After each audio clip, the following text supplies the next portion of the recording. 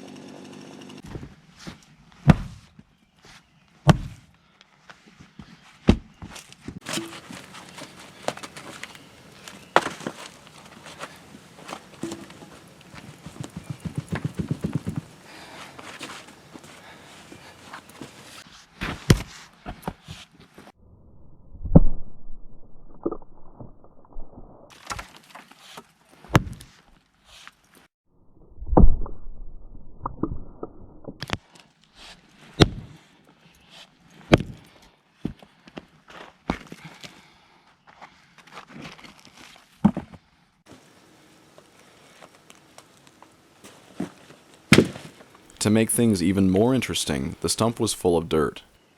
Now, if you aren't aware, nothing dulls a chain faster than running it through dirt. But with half a dozen sharp chains at the ready, I came fully prepared, knowing that most of them would be dulled by day's end.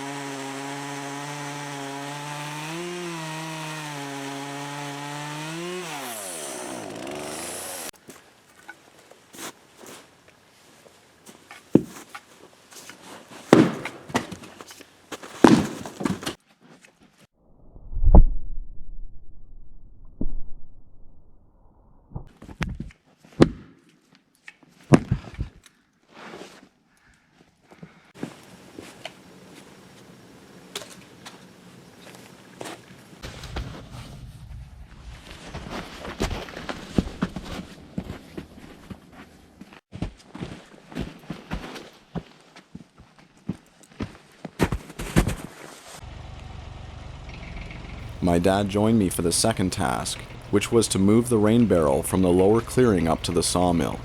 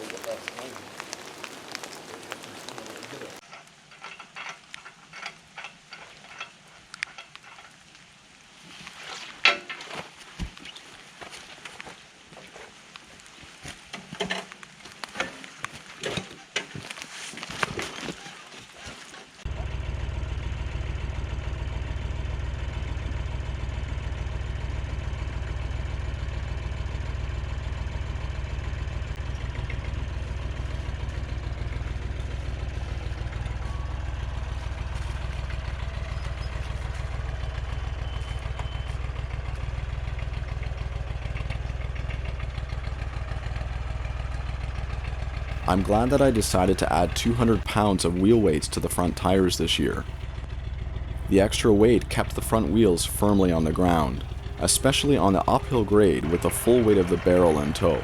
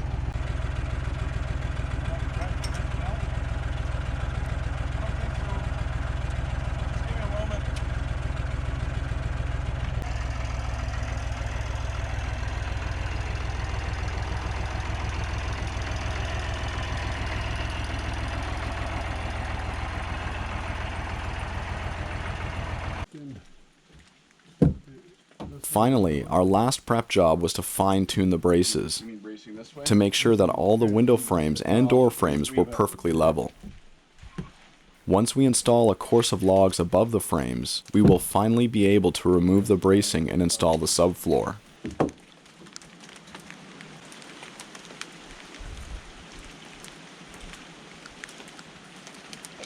That's good. Let's do this one.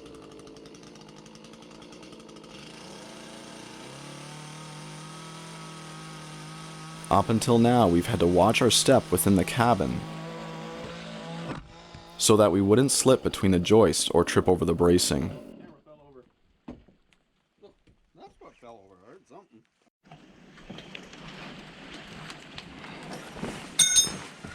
So having a solid floor in place is going to be a very welcome milestone this year. Oh, the bit. Darn it. Okay. Down there? Yeah.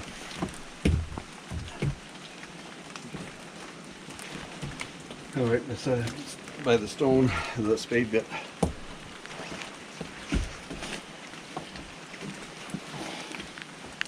Oh, more my way, yeah. Well, you know that that carpenter's compass I lost last fall? I ended up finding it today. Yeah, will it work? It was just by the rock. It's really rusted though. Yeah, it was in the snow probably. All right, I'll hold those for you.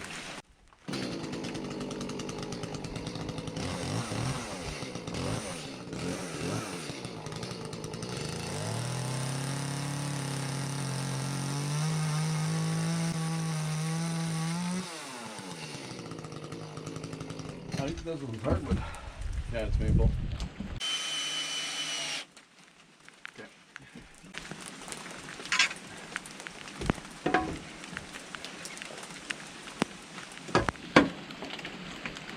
Yeah, that's perfect. This has been a great week at the cabin, not only because of the preparations we've made, but also because my amazing wife has finally been well enough to join me out here.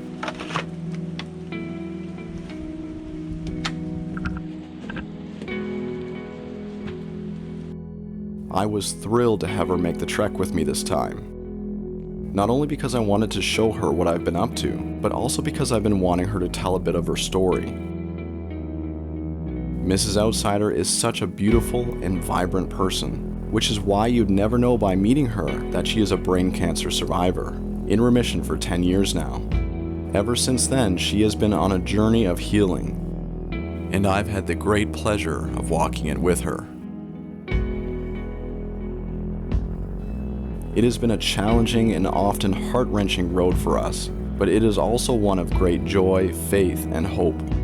I know this is a bit of a departure from my regular programming, but I believe my wife's story is too important not to share, especially if you or someone you love has been affected by cancer.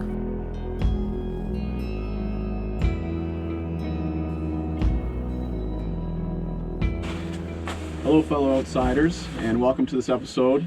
And I have someone very special with me today, actually the most important person in my life. And this is Mrs. Outsider, my wife. Hello. And I've been wanting to have her out here with me for a long time, but just for health reasons and having a little girl that is very busy and needs taken care of, she hasn't been able to come out a lot until now. Yeah. Man, it is so windy today. Yeah. I hope the audio catches our voices well enough. Okay. Hopefully it does. Okay.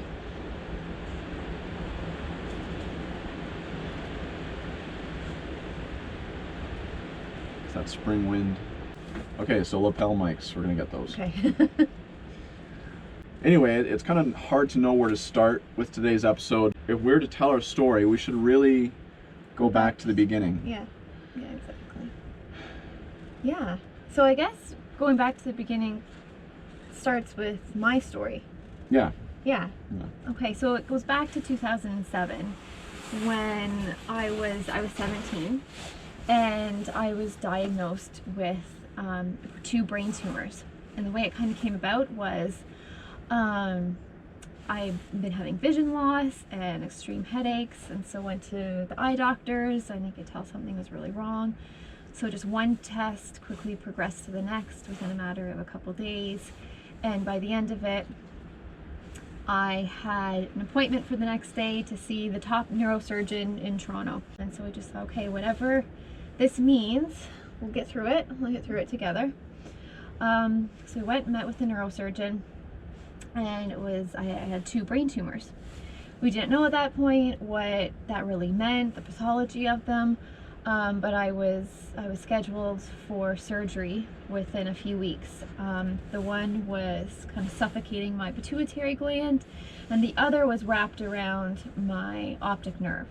So at the worst of it, between both eyes, I had gone 70% blind, and they needed to get out as soon as possible. So I had this surgery. The day came for the surgery. It went very well. It was, I think, a 5.5 hour long surgery. I think my parents were just a wreck. Something like that can't be easy on any parents watching their child go through that. And after it was done, the doctor said, okay, so we were able to, the one tumor was more cyst-like. We're able to kind of drain that and take the majority of that out. The main tumor, the one they were most concerned about, was they got half of it out. They got 50% out. The other 50% was too intertwined with the optic nerve, and if you went any further, I would have gone completely blind. And so he said, until she wakes up, we're actually not going to know if she can walk or talk. So we'll just have to see. I woke up, I was fine, and it was like, okay, I did it. I did brain surgery.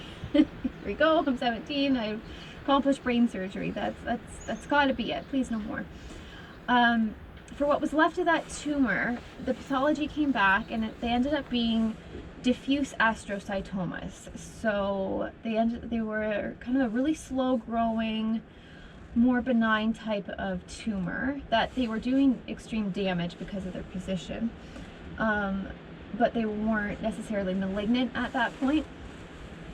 So the doctor said, you could live with this tumor just sitting there as long as it doesn't grow. and totally be fine. You'll be fine the rest of your life. You're not going to regain the vision back. That's gone. Those nerves are dead. But it shouldn't get any worse from here. So it was like 4 weeks after the surgery, I went back for another MRI follow-up, see what's going on. And in those 4 weeks, the tumor was growing back so quickly. It had almost grown back even like past the point of what they had already removed. And so it had gone from a diffuse astrocytoma to an anaplastic astrocytoma, which is officially cancer. It's malignant. And this is growing fast. We need to act quickly on this. And so I had radiation February, March, April. I went through radiation 5 days a week, and it was quite the journey. I mean, it's a whole other video and story to just go through all the details of the really amazing things that happened during that time. People say, it must have been such a scary, awful time, and there was parts of it that were unnerving and uncertain, but we just had such strong faith, and our family was so strong that we ended up making it into a really great time where we could actually like help others and be there for others, and our family could grow closer together. At the end of the treatment, a lot of my hair fell out. I ended up wearing a hairpiece and headbands, and it was tiring. Anyone who has had radiation will know it's incredibly taxing. But we just believed the best scenario. So they said at that point the best outcome possible with this kind of tumor is that it wouldn't grow any further. There's no way this kind of tumor will leave, will start to disappear, will start to shrink. But they just wanted to stop it from growing. So I actually had a 71% chance that it would stop growing. And it was 3 months after my treatment was finished, we went back, and they were amazed. It had started to shrink 25% in all directions. Another 3 months passed, another 25%. A year after, it was gone. It was amazing. It was a miracle. The doctor didn't know what to say. He was amazed. It was an incredible outcome. We're so grateful for. And I also had, I knew my vision was getting better. So I had the field view test to test what vision came back. And the doctor was blown away. He actually stood up, went out of the office for 2 minutes, came back, looked at the test again, and it was like, it's back. Your nerves are back. I saw those nerves. They were dead. They were destroyed. It was awful. And your vision is fine. It's 100% back. And it really was a miracle story. Yeah. Well, I know that your faith in Jesus was so central to how you faced the adversity of having brain cancer. Yeah. And like, we had a great family that was praying for us. Praying for you. I didn't know you at the time, but praying for you. And you had a great church family that surrounded you with prayer and helped in many ways, like brought meals and was so supportive. Oh, exactly. So we know it was a miracle. We know it was a healing because I think you told me before that your neurosurgeon said that in 20 years of doing this and seeing these types of tumors and dealing with this type of cancer, that he had never actually seen your type of tumor shrink. Yeah. They were only able to stop it. So for your tumors to actually disappear and your sight to be restored was medically unexplainable. Oh, exactly. Yeah, so at that point I thought, okay, that's great. Like, I beat this, I've got my miracle, this is amazing, we're gonna move forward. I started into my pharmacology program in university, and I was thinking we'll start with pharmacy, and then we'll see. I'd love to be a doctor and go overseas and be this doctor missionary, and I'm gonna go save the world now. And I was just pumped. So kind of in that time is when the outsider came into my life. Yeah, I ended up hearing about this girl who was going to be coming to my town that I was living in to give like a conference on her experience with brain cancer and her recovery, her healing. And so through hearing about her, we were kind of connected with each other because I was so interested in hearing her story. And so before you actually went to the conference, we met at Tim Hortons to talk. We did. Which is like the most Canadian love story in history, that we actually met at a Tim Hortons. We did. So this is not a sponsored video. We met at Tim Hortons, and so that was really cool. So we talked, and we talked for like 3 hours at Tim Hortons. Yeah. And we just kept talking and talking, and we had such a connection. Yeah. And I had misunderstood when I met you because I actually thought that you were still fighting brain cancer at the time. Okay, yeah. So when I was sitting across from Mrs. Outsider, I was thinking to myself, she's an amazing person, she's the girl of my dreams, but am I willing to go through the pain with her of dealing with this brain cancer? Yeah. And in a moment I just said, yes, I'm willing to walk this journey with her. And so from that moment on, our relationship grew. We got married, and we started our life together. You did learn that I was clear. I was And then at that point. obviously, like in our conversation, it was like, oh great, you're not even struggling with this anymore. So that You was can stay with me. that was really good. So that was like a huge relief to me. But I'm glad I had that moment in my mind where I had to decide, am I willing to walk this journey with you? And I totally was. Because I was so in love with you, and I still am. So, actually more so today than I was know, then. it's amazing. Like we really have, we just keep growing more and more in love with each other, and it's for real. Yeah. Yeah. So we've been married 8 years now. Yeah. 8 years. Yeah. So, and it's been a lifetime, but also like a minute. Yeah. It's crazy. Feels like we've always been together, Yeah. but at the same time, feels like we Gone just by so met. fast. Yeah. So anyway, anyone who is married or has kids or anything like that, you'll understand what we're saying. And so we started our life together. You took on a pharmacy technician job at the local hospital. Yep. I was a pastor. I still am a pastor, and I was a part-time school bus driver. And we were just making our lives work. We were building our lives together. Yeah. But then you started getting really sick again. Yeah, I did. So what ended up happening, we knew this during treatment. It was explained to us, where we're going to be doing the radiation and stuff, and where the tumors have been sitting. It's going to cause endocrine problems, which means like anything to do with hormones and chemicals. What ended up happening is my pituitary gland and my hypothalamus gland were very heavily damaged during surgery, radiation, the tumors themselves. That really we didn't see the repercussions of that until a few years after, and it was after we got married. So the first sign was I went into menopause at 22. And so that came with all the joys of that.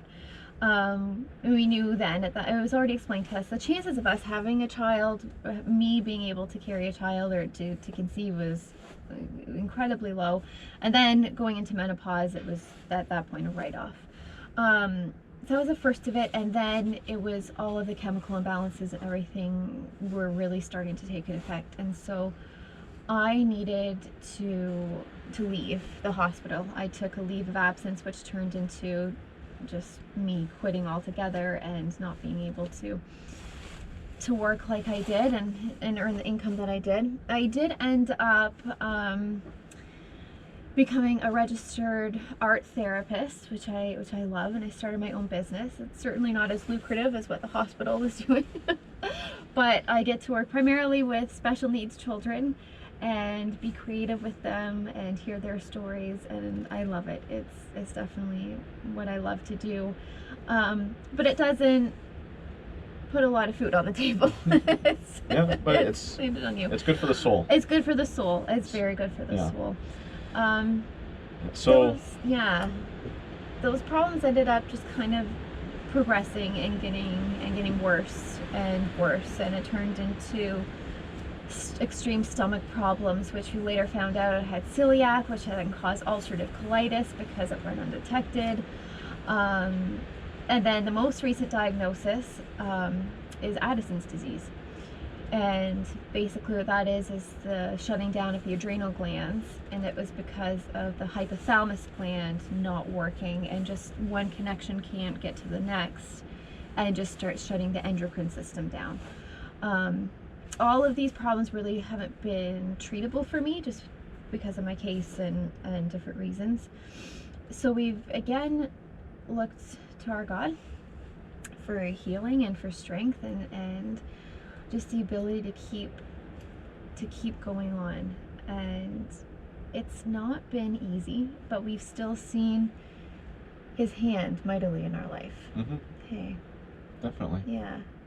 I'll let you take it from there. Yeah. When Mrs. Outsider had to leave the hospital because she was so sick, we really didn't know what was going on. We knew that there was lots of issues from the surgery, her brain surgery, and subsequent radiation. We knew there were a lot of problems that were created from that, but we didn't know exactly what systems were being affected.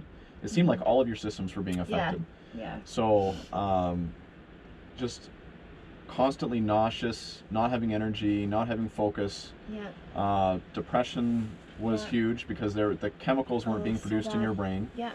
And you just hurt all the time. Yeah, it was just pain. Like I was just always in pain. And so there was probably, I'd say 2 or 3 years at least, where you really couldn't get out of bed. Yeah. And that was like just when we got married. Yeah. We were just married. Exactly. And then this sickness really hit, and so unfortunately we lost your side of the income for our family. Yeah. And unfortunately you were making like I know, triple or good. quadruple what I was making. Oh yeah, it was great. And so then when you got sick and couldn't get out of bed to do much of anything, you were just battling your own battle. But at the same time, I felt the burden for us of what do we do now, because we were beginning to have to live on credit cards. Yeah.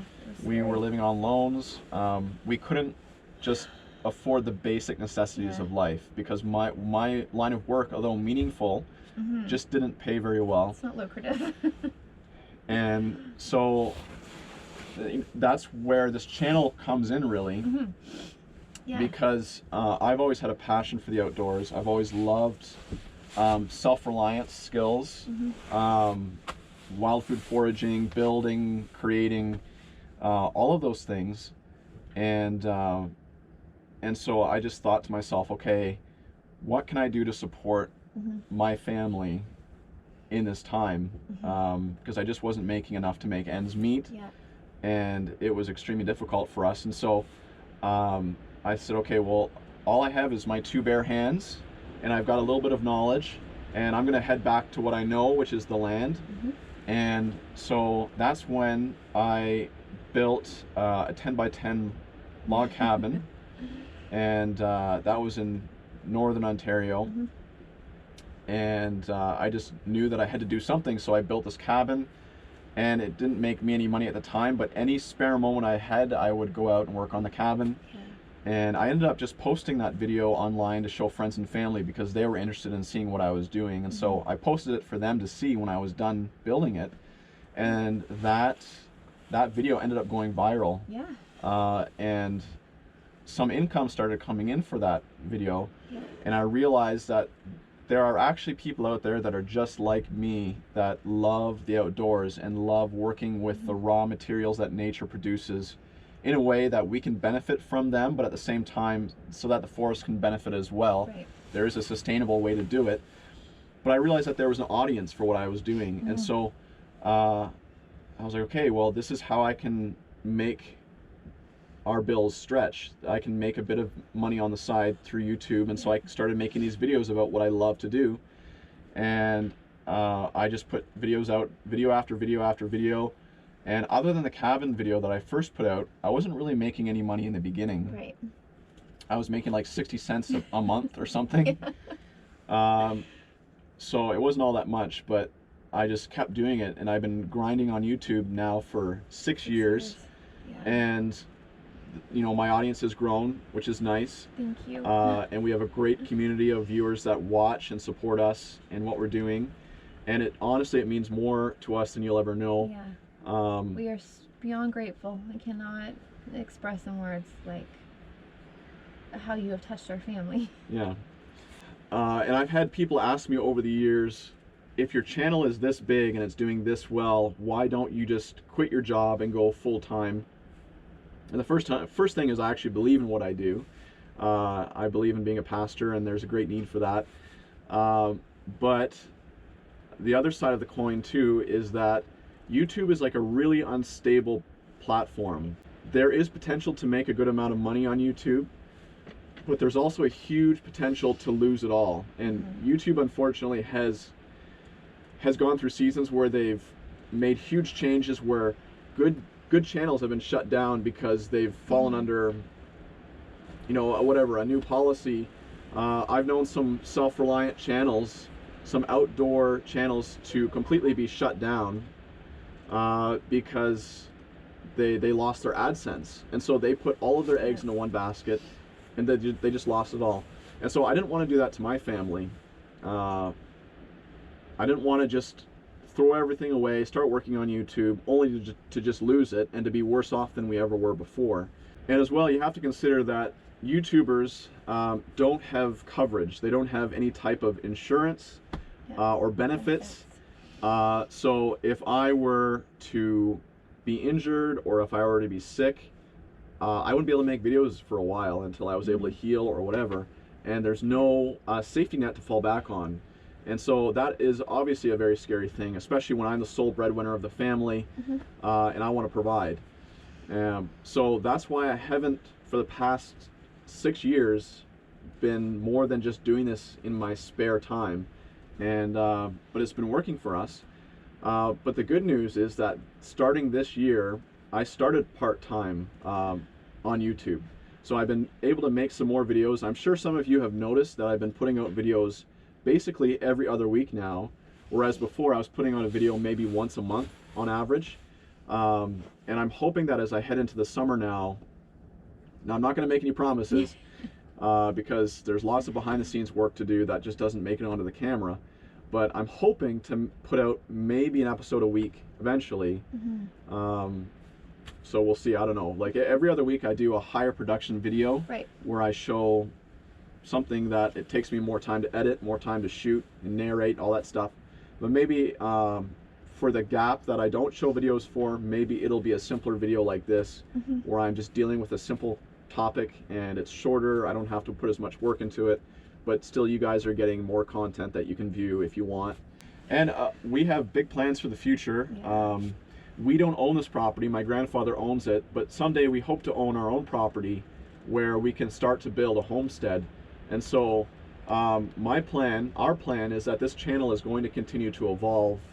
I want to always feel like we're moving forward. So I don't want to just keep doing the same things over and over again. So once we build the cabin, then I would look at putting in outbuildings and building more of a homestead that we can live on, you know, once we buy that property. But of course, this cabin is priority until we get done, until we're done this, and then I can look at the future of where our channel is heading. But the idea is that more videos will come soon, and you'll see more of our lives and more of what goes into this channel.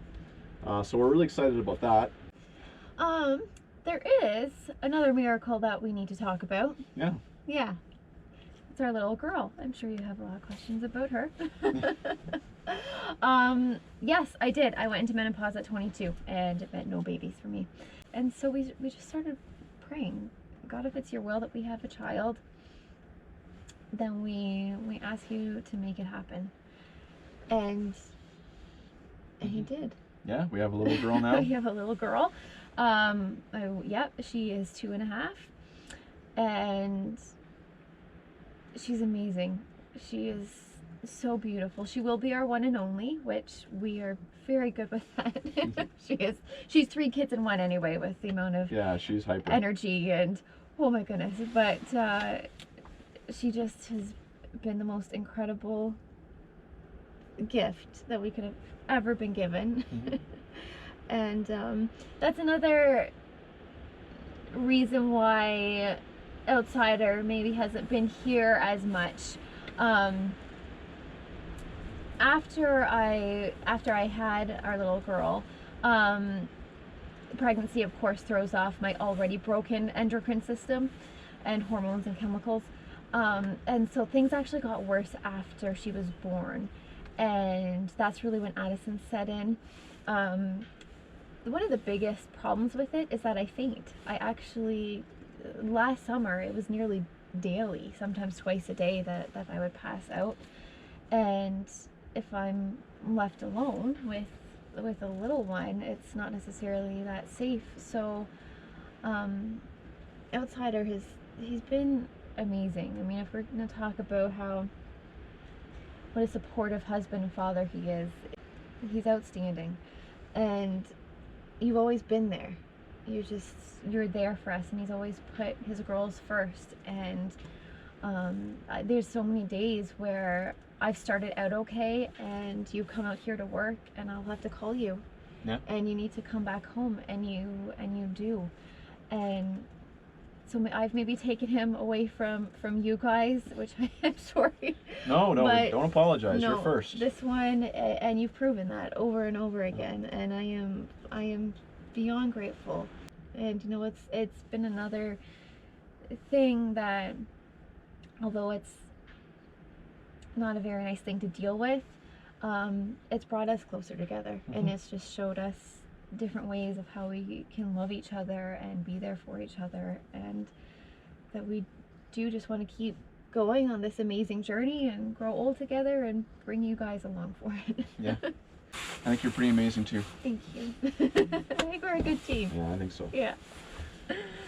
Okay, well, that's really it for today. We just wanted to tell you about the future plans for this channel, that I am going part-time, that I am looking at expanding things in the future, but still preserving our authenticity. That's very important to us. But for us to tell you that, that's why we had to tell you our story, where we came Right, from, so that you would exactly. understand our heart. Yeah. So that being said, we're gonna go on a walk and just enjoy the day together. It's a nice, beautiful spring day.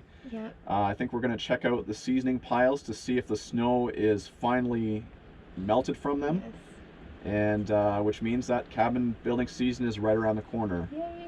So I'm really excited for that, and I am just dying to get that roof on. I want to get that roof on before the snow Yes, comes, for sure. because that will change everything. Yes.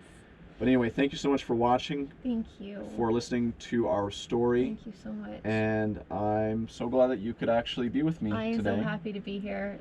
Little Outsider is with Senior Outsider and Grammy. So we Yeah, get that's why you don't see Senior Outsider here today, is because he is actually home watching our little girl. Yeah. So yeah, both our parents have been a huge we're support so system. blessed to come from like really incredible families. Yeah, I've got the best wife ever. She's got such a beautiful Yeah. heart, and it's easy to love her. Yeah. Yeah. Okay, well, All anyway, right. that's it for now. Thank you. And we're going to go on a walk now. Until next time, my friends. Bye.